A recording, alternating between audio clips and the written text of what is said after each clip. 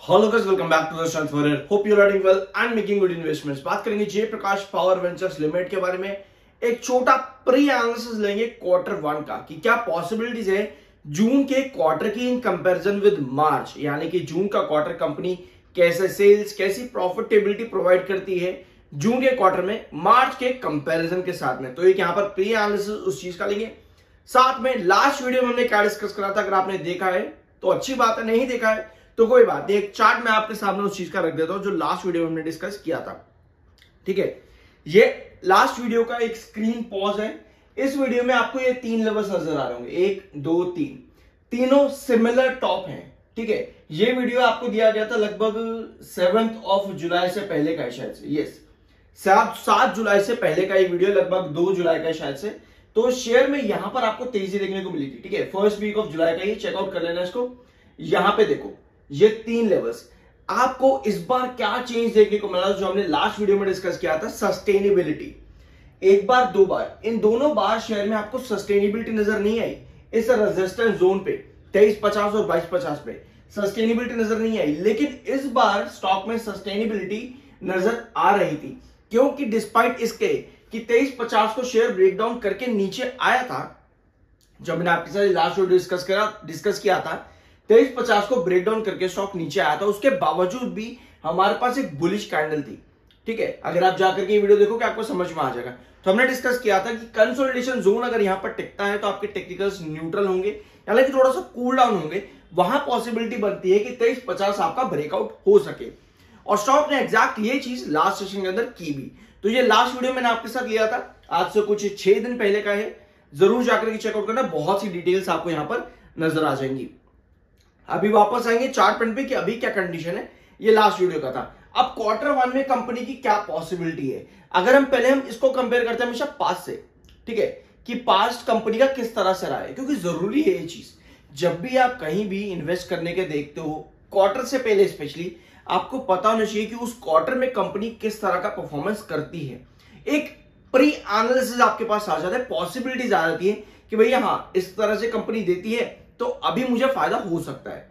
हम वही चीज यहां पर देखते हैं प्री एनालिसिस में। शुरुआत करेंगे कंपनी की सेल से, तो आपको यहां पर नजर आता है कि कंपनी ने जून 2022 में in comparison with March 2022 sales बहुत अच्छी दी थी। यानी आपको पता चलता है कि कंपनी जून क्वार्टर में अच्छा परफॉर्मेंस देती है। अब थोड़ा हम आगे आएंगे और 2023 देखेंगे, यहां पर भी आपको यही नजर आता है कि जून का क्वार्टर का सेल 1708 था इन कंपैरिजन विद मार्च। यहां पर भी कंपनी ने अच्छा परफॉर्मेंस किया था 2023 जून में।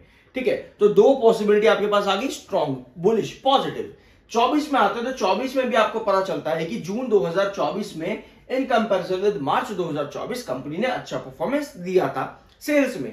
अब आपके पास आता है मार्च 2025, यहां पे अब आपको नजर आ रहा है कि पिछले 3-4 कुछ क्वार्टर से कंपनी का परफॉर्मेंस डिग्रेड हुआ है।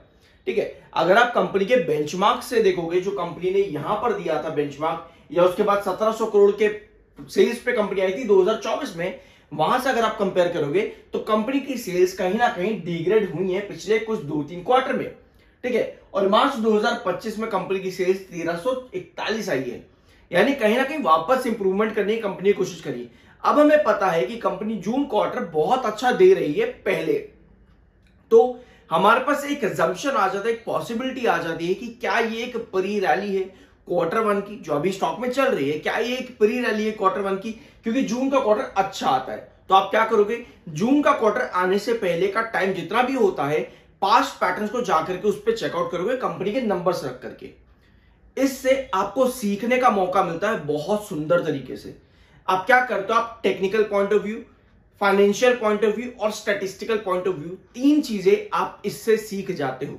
बट जिसका मन नहीं है सीखने का वो कुछ भी नहीं करेगा, वो कहेगा बकवास कर रहा है, वीडियो बंद कर देगा। ठीक है, बट जिसका मन है वो इन चीजों को सीख करके जाएगा। ठीक है, अब जून का क्वार्टर पॉसिबिलिटी है कि कंपनी स्ट्रांग दे, क्योंकि पास्ट अच्छा रहा है कंपनी का जून के क्वार्टर में, और अभी ऐसा कुछ हालात खराब नहीं हुए कंपनी के कि जून का क्वार्टर कंपनी का वीक आ जाए। ऑल दो कॉल पर कंपनी सरकार जो है बहुत से डिसीजंस ले चुकी है, बट स्टिल अभी भी हम पॉसिबिलिटी यही लेके चल रहे हैं कि जून का क्वार्टर कंपनी का मार्च के क्वार्टर के कंपैरिजन में स्ट्रांग देखने को मिल सकता है। तो ये पॉसिबिलिटी आपकी आ जाती है सेल्स में। इसी तरह से आपको क्या लगता है कंपनी की प्रॉफिटेबिलिटी भी इंप्रूव होगी?